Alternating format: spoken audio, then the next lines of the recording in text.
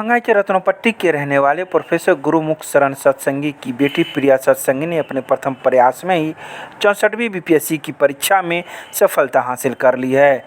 बता दें कि वे 169वां रैंक प्राप्त की है, जहां उन्हें सप्लाई इंस्पेक्टर अर्थात आपूर्ति पदाधिकारी के पद के लिए चुना गया है। को बता दें कि प्रिया सत्संगी के पिता गुरुमुख शरण सत्संगी महात्मा गांधी कॉलेज में वाणिज्य विभाग के सहायक प्राध्यापक के रूप में कार्यरत हैं, तो वहीं उनकी माता सुजाता सत्संगी प्ले स्कूल रत्नोपट्टी में प्राचार्य के पद पर कार्यरत हैं। तो वहीं प्रिया सत्संगी के भाई प्रीतम सत्संगी ने भी आईआईटी खड़गपुर से बीटेक और एमटेक की डिग्री प्राप्त कर समाज को पहले ही गौरवान्वित कर चुके हैं। राज स्वामी सभी को माता पिता, सास ससुर एवं गुरुजनों के आशीर्वाद से, पति और भाई बहनों के सहयोग से मेरा चयन बीपीएससी के द्वारा प्रखंड आपूर्ति पदाधिकारी के पद पर हुआ है। कहते हैं हर महिला की सफलता के पीछे एक मजबूत पिता का साया होता है। वैसे ही मेरे पिताजी ने भी हमेशा से मेरे बचपन के सपने को पूरा करने के लिए मेरा उत्साहवर्धन करते रहे। राष्ट्रहित और जनता की सेवा के लिए मैं हमेशा तत्पर रहूंगी। राधा स्वामी दयाल की दया व मेहर हमेशा मेरे परिवार पर एवं समाज पर इसी तरह बनी रहे। मुझे बहुत गर्व है कि मेरी पत्नी प्रिया ने अपने प्रथम प्रयास में ही बीपीएससी की कठिन से कठिन परीक्षा को पास करते हुए प्रखंड आपूर्ति पदाधिकारी के पद पर चयनित हुई है और इस बात से मुझे काफ़ी हर्षोल्लास है और मेरी यह शुभकामना हमेशा उसके साथ है कि वह अपने जीवन में उच्च से उच्च मुकाम को हासिल कर सके।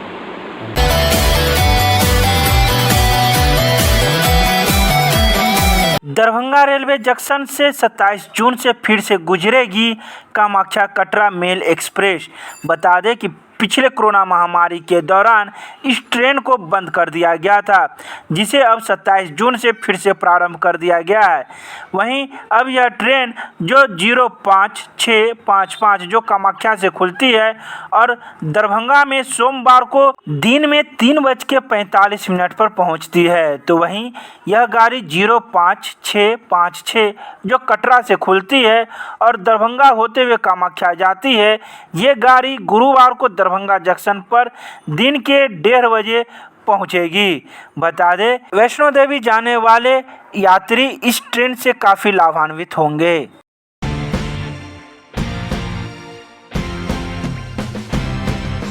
दरभंगा में बिहार सरकार के जल संसाधन मंत्री संजय झा ने बागमती नदी के तटबंध का किया औचक निरीक्षण। कहा बिहार में बाढ़ के बचाव का काम 1 सप्ताह में हो जाएगा पूरा। बता दें कि बिहार सरकार के जल संसाधन मंत्री संजय झा ने रविवार को गोपालपुर गांव के पास करीब 1 करोड़ 26 लाख की लागत से बने पीपी रोप गैवियन निर्माण कार्य का औचक निरीक्षण किया। निरीक्षण के दौरान मंत्री ने दरभंगा जिलाधिकारी डॉक्टर त्यागराजन एसएम और जल संसाधन विभाग के अधिकारियों को कई निर्देश दिए। इस दौरान उन्होंने मौके पर मौजूद क्योटी के विधायक मुरारी मोहन झा से भी सलाह मशवरा किया। यह निर्माण कार्य अधवारा समूह की बागमती नदी की जमींदारी बांध पर हुआ है। इस जमींदारी बांध के टूटने से आसपास के दर्जनों गांव के लोग हर बार बाढ़ की तबाही में परेशान होते हैं। मौके पर मंत्री संजय झा का लोगों ने पाक चादर एवं माला से उनका स्वागत किया। उत्तर बिहार में और दरभंगा जिला में क्योंकि ये बाढ़ का बहुत समस्या रहता है, आज हम लोग और भी जगह जा रहे हैं देखने के लिए। कोशिश हम लोगों ने ये किया है कि जितना काम टेकअप किया गया इस बार के बाढ़ के लिए लगभग काम कंप्लीट है। 2-3 काम बाकी है जो अगले 1 सप्ताह में वो भी पूरा होगा। संतुष्ट है? नहीं, संतुष्ट है, काम लोगों ने किया है। एक मुश्किल समय में ये काम हुआ है। बहुत सारे लोग कोरोना पॉजिटिव भी रहे डिपार्टमेंट में, लेकिन उस हिसाब से लोगों ने काम लगभग कंप्लीट कर लिया। कल मैंने रिव्यू किया था डिटेल में दरभंगा का, और तो जो कुछ भी यहाँ जानकारी मिली उस काम को लोग 2-4 दिन में और बचा हुआ काम करा लिए, लेकिन लार्जली काम कंप्लीट हो गया।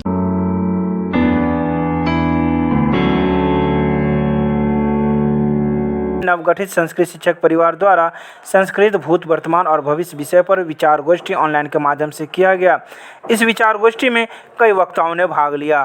विचार गोष्ठी में मुख्य वक्ता के रूप में जामिया मिलिया इस्लामिया विश्वविद्यालय नई दिल्ली के संस्कृत विभागाध्यक्ष डॉक्टर जयप्रकाश नारायण मौजूद थे, जिन्होंने कहा कि संस्कृत अमूल्य एवं अद्वितीय ज्ञान भंडार है, जो प्रायः सभी भारतीय भाषाओं की जननी है। सर्वश्रेष्ठ जीवन पद्धति बताने वाली परिष्कृत एवं समृद्ध संस्कृत भाषा का कोरोना काल में अंतर्राष्ट्रीय महत्व काफ़ी बढ़ गया है। भारत को विश्व गुरु बनाने में संस्कृत भाषा का सर्वाधिक योगदान है।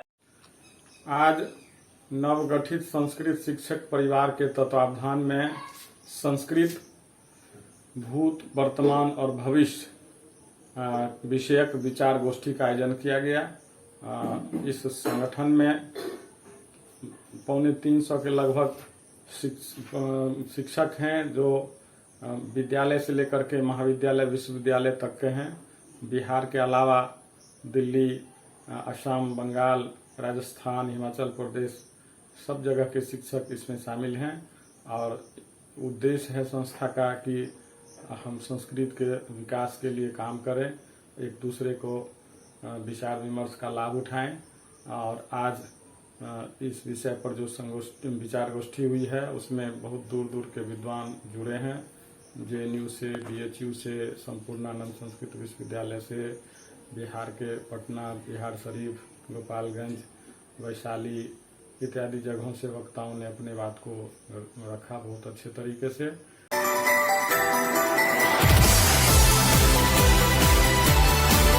दरभंगा के मिर्जापुर चौक पर नगर थाना पुलिस के द्वारा चलाया गया वाहन जांच अभियान। इस वाहन जांच अभियान में 4 पहिया वाहनों एवं 2 पहिया वाहनों के कागजात की जांच की गई।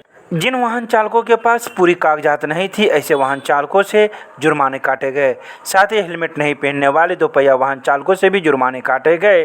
तो वहीं नो एंट्री में घुसने वाले ऐसे 4 पहिया वाहनों से भी नगर थाना पुलिस ने चालान काटे। बता दें, वरीय पुलिस अधीक्षक के आदेश के बाद यह वाहन जाँच अभियान चलाया जा रहा है।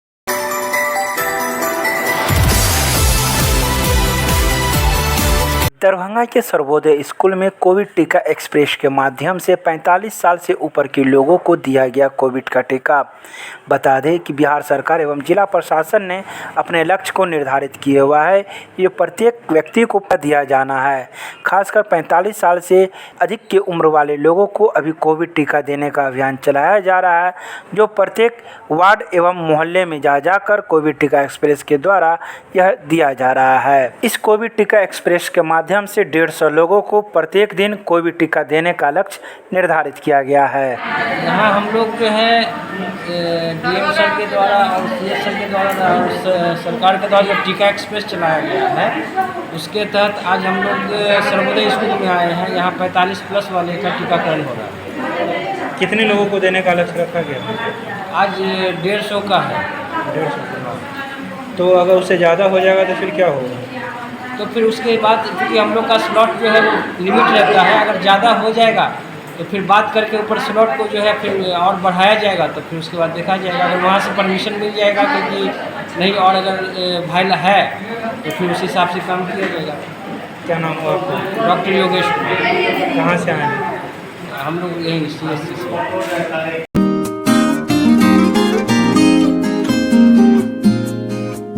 दरभंगा में जन अधिकार पार्टी के कार्यकर्ताओं के द्वारा पप्पू यादव की रिहाई की मांग को लेकर किया सड़क पर बैठकर प्रदर्शन। बता दें कि रविवार को खान चौक पर जन अधिकार पार्टी के कार्यकर्ताओं के द्वारा प्रदर्शन किया गया। प्रदर्शन के दौरान पैदल मार्च भी निकाला गया, जो शहर के बीबी पाकर, यूसुफगंज, करमगंज, इमामबाड़ी, अंसारी बाजार, दारू भट्टी चौक, लोहिया चौक, लहरियासराय टावर, कमर्शियल चौक, जीएनगंज, बेलवागंज, लाइट हाउस होते हुए खान चौक पहुंचा, जिसका नेतृत्व पूर्व जिलाध्यक्ष डॉक्टर अब्दुल सलाम खान उर्फ मुन्ना खान और पूर्व जिला अध्यक्ष चुनमुन यादव ने किया। पूर्व जिलाध्यक्ष ने कहा कि लोक न्याय मार्च निजी स्कूल में बढ़ रही धांधली के खिलाफ पढ़ाई नहीं होती तो फिर फीस कैसा।